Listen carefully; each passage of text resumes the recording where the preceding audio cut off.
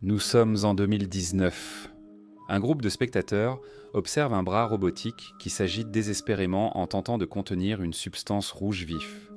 Ce robot fait cela tous les jours depuis 3 ans, et au début il contenait la substance de manière presque joyeuse. Mais aujourd'hui, il est évident, à ses mouvements pénibles, qu'il ne pourra pas continuer ainsi bien plus longtemps. Les créateurs de la machine entrent au musée et la débranchent, mettant fin à sa souffrance. Peu de temps après, plusieurs vidéos montrant les derniers jours du robot ont commencé à circuler en ligne, et certaines de ces séquences sont devenues extrêmement virales, recueillant littéralement des centaines de millions de vues. Dans les semaines suivantes, cette machine, appelée le robot le plus triste du monde, est devenue l'un des sujets les plus populaires sur Internet, les gens compatissant, la personnifiant et devenant même fans de ce bras robotique. Mais rapidement, le voile a été levé, et les gens ont découvert la vraie nature de l'œuvre et de son artiste. En réalité, il ne s'agit pas seulement de l'histoire d'un robot triste et impuissant. C'est aussi l'histoire d'un duo artistique qui a été surnommé les artistes les plus controversés de Chine. Une histoire qui mènera également, en fin de compte, à la vérité sur ce robot et, malheureusement, révélera une intention encore plus sombre. L'œuvre a été créée par Sun Yuan et Peng Yu, deux artistes nés au début des années 1970 et ayant fréquenté le même lycée malgré 3 ans de différence d'âge. Le duo a étudié la peinture à l'huile à l'Académie centrale des beaux-arts de Pékin, là encore avec 3 ans de différence. Mais en 1998, le duo avait tous deux obtenu leur diplôme de l'université et peu de temps après, ils ont commencé à travailler ensemble sur plusieurs œuvres différentes. Heureusement, ils disposent d'un site web archivant leur travail où l'on peut voir leurs premières créations en bas de page. Celles-ci incluent des expositions comme Murs aquatiques et Piliers de la civilisation où le duo réalise des actions étranges telles qu'incruster des crustacés sur des murs ou créer des piliers de graisse humaine. C'est la raison pour laquelle le duo est devenu si rapidement controversé.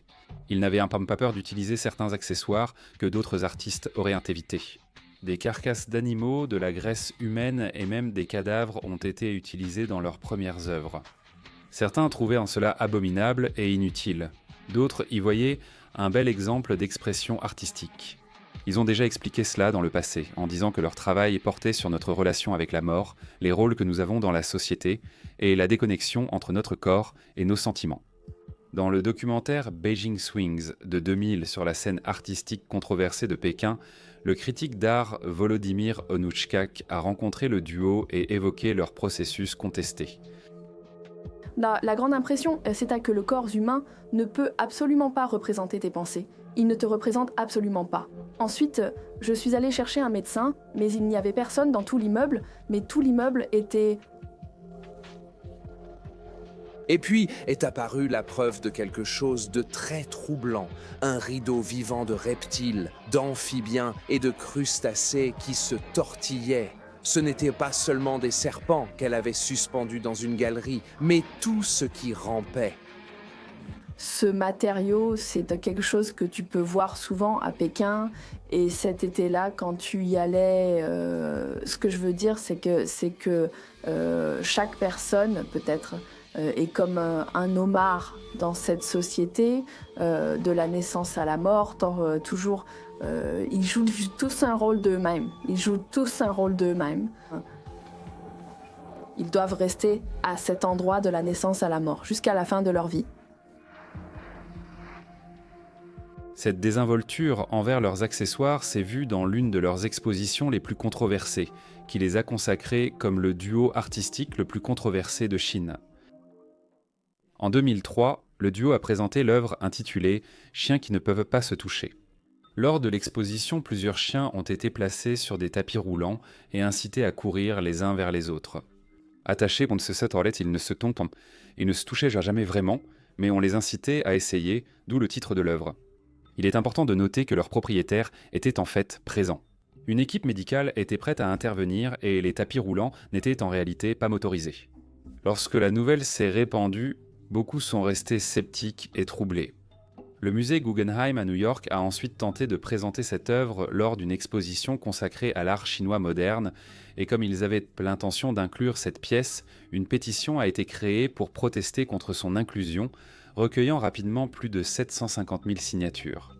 D'autres personnes l'ont défendue, affirmant qu'elle servait un objectif plus large dans la poursuite de leur démarche artistique, et c'est essentiellement la discussion qui a lieu depuis des années à propos du travail de ce duo. Ils explorent la façon dont nous traitons les animaux dans la société au quotidien, à quel point nos corps sont dénués de sens par rapport à nos émotions, et comment nous percevons la vie différemment lorsqu'elle nous est présentée d'une certaine manière. Pour parvenir à exprimer ces idées complexes, ils estiment que c'est la meilleure façon de procéder, mais cela les amène à utiliser des animaux et même des personnes d'une manière que beaucoup de spectateurs trouvent troublante. Ce n'est plus aussi présent dans leurs œuvres récentes, mais c'était central dans leurs débuts. Après avoir vu plusieurs expositions, je pense qu'ils auront du mal à se défaire de l'image controversée créée par leurs premières œuvres. Cela étant dit, beaucoup de leurs autres expositions étaient tout aussi intéressantes et n'étaient peut-être pas aussi controversées. En 2007, ils ont créé une œuvre intitulée « Maison de retraite » où ils ont fabriqué 13 structures réalistes et les ont installées dans des fauteuils roulants électriques. Ces sculptures depuis ressemblaient étrangement à des versions âgées de dirigeants mondiaux connus. Et il a été supposé qu'il s'agissait d'une métaphore de l'incompétence des dirigeants à travers le monde, ou d'un rappel que même les hommes les plus puissants de la planète finiront un jour exactement comme ces sculptures en fauteuil roulant, à moins qu'ils ne meurent avant.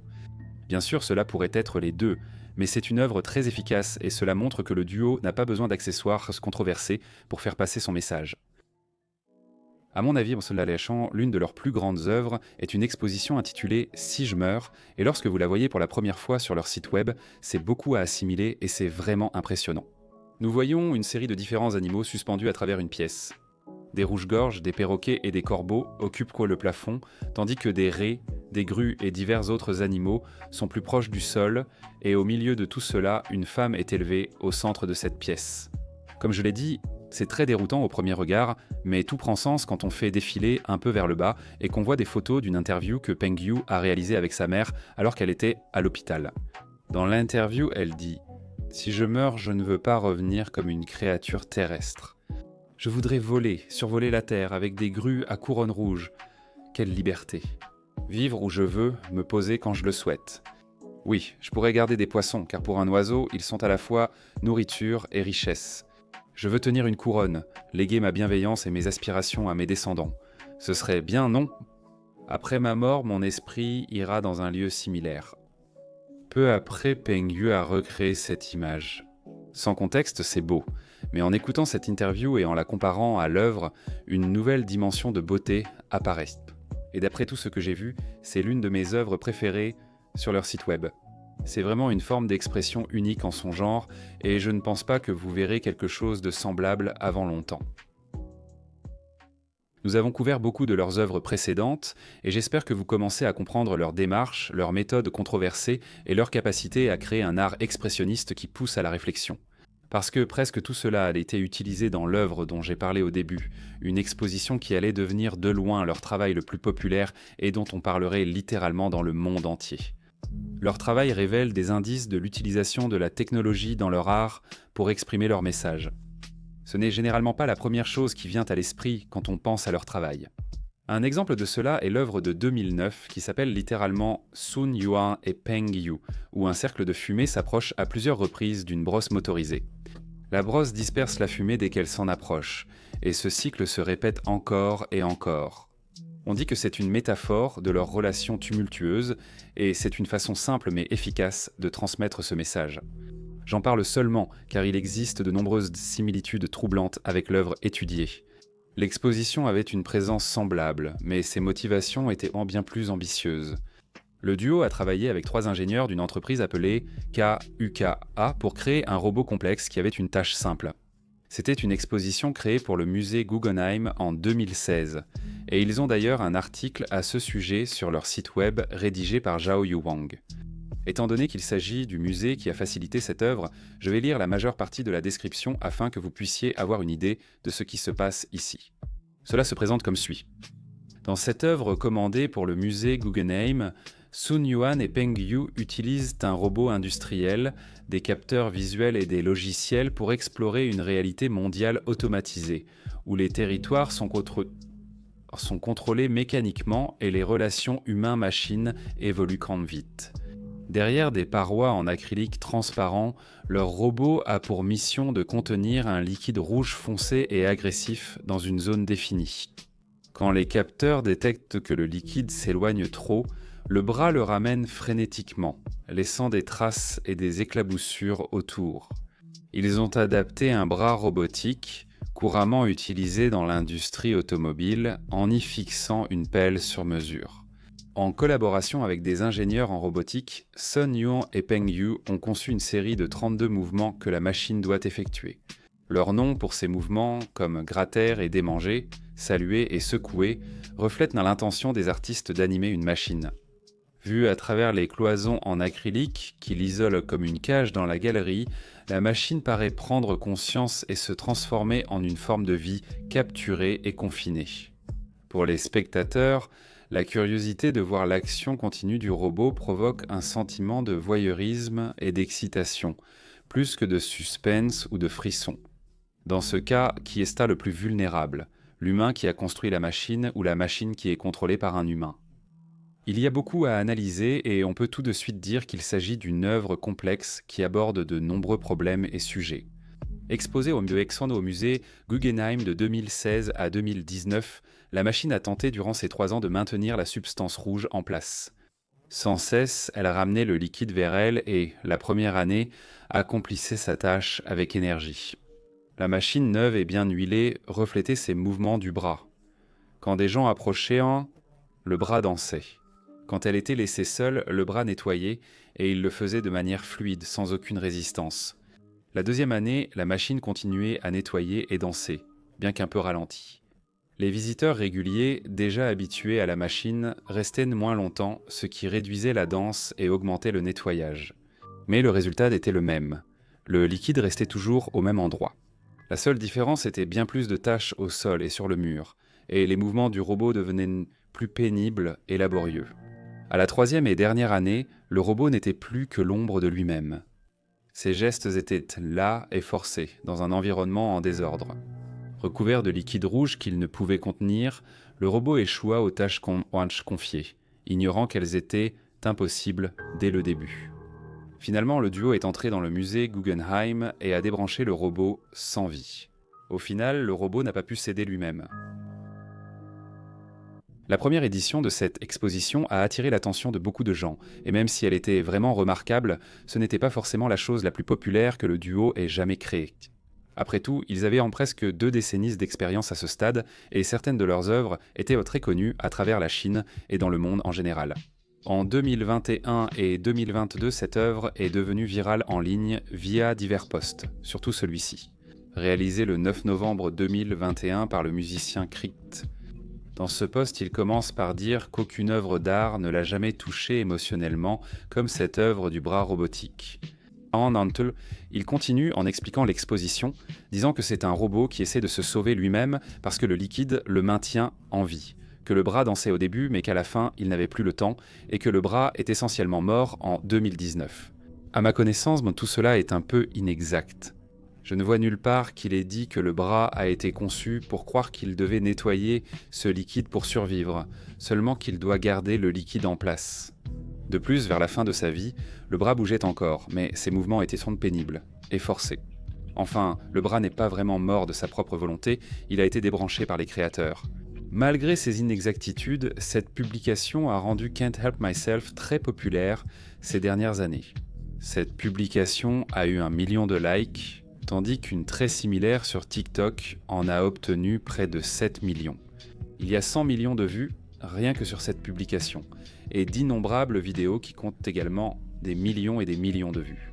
C'était littéralement l'un des sujets les plus discutés sur Internet pendant des semaines, et bien sûr, à cause de cela, de nombreux débats et disputes ont éclaté sur la signification de tout cela, avec beaucoup de gens qui critiquaient la publication originale pour ses inexactitudes. Certaines critiques étaient justifiées, d'autres plus discutables. Voici l'une des critiques les plus populaires du fil de discussion original, elle dit ceci. Ce fil est n'importe quoi et ça m'agace. Le robot ne fuit pas de liquide, il utilise la vision par ordinateur pour essayer en vain de garder le liquide dans une zone arbitraire. C'est de la surveillance automatisée et du contrôle des frontières, rien à voir avec la dépression des robots. Je déteste ce genre de fil. Il n'est pas fatigué ni désespéré, il est juste bouché parce qu'il fonctionne depuis 5 ans. Éprouver de l'empathie pour le robot est très positif, mais cette œuvre dénonce précisément l'autoritarisme et la violence d'État automatisés. Inventer des éléments ne respecte pas l'intention initiale. Comme je l'ai dit, certaines critiques y sont justes, mais ce post contient aussi de nombreuses inexactitudes. Cette œuvre n'a pas été présentée pendant 5 ans. Elle n'a pas été présentée pendant 3 ans et a été commandée à nouveau après cela, mais il n'y a aucune version de cette exposition qui ait duré 5 années d'affilée. Cela peut sembler être un détail insignifiant, mais pour quelqu'un qui critique une autre personne de manière aussi pompeuse, il semble qu'il devrait au moins connaître la durée de ce dont il parle. Deuxièmement, il se réfère à l'article du musée Guggenheim que nous avons lu qui explique l'exposition. Comme mentionné plus tôt, cet article précise qu'une partie de l'œuvre consiste à étudier la relation changeante entre machines et humains, et que l'objectif du duo créateur de la danse du robot était de l'animer, et en quelque sorte de le personnifier. Donc analyser la façon dont les gens réagissent à cela est tout à fait légitime. Je dis tout cela uniquement parce que cette réaction et l'article original disent des choses complètement contradictoires, et pourtant, d'une certaine manière, ils sont très similaires.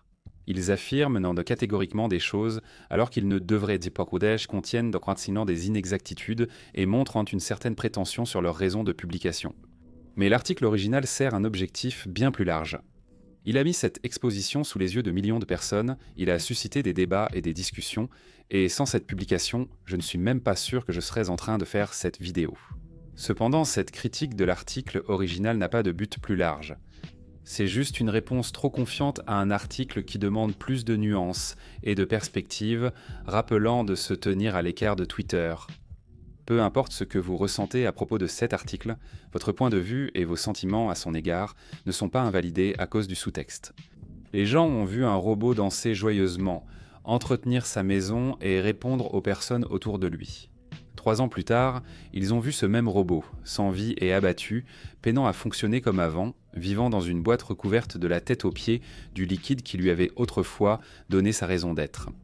Il est tout à fait compréhensible que les gens aient une réaction personnelle face à une machine qui a été personnifiée. Même si les créateurs avaient sans doute d'autres intentions, une grande partie de leur travail reste ouverte à l'interprétation, et certains aspects de l'œuvre suscitent encore de nombreuses questions.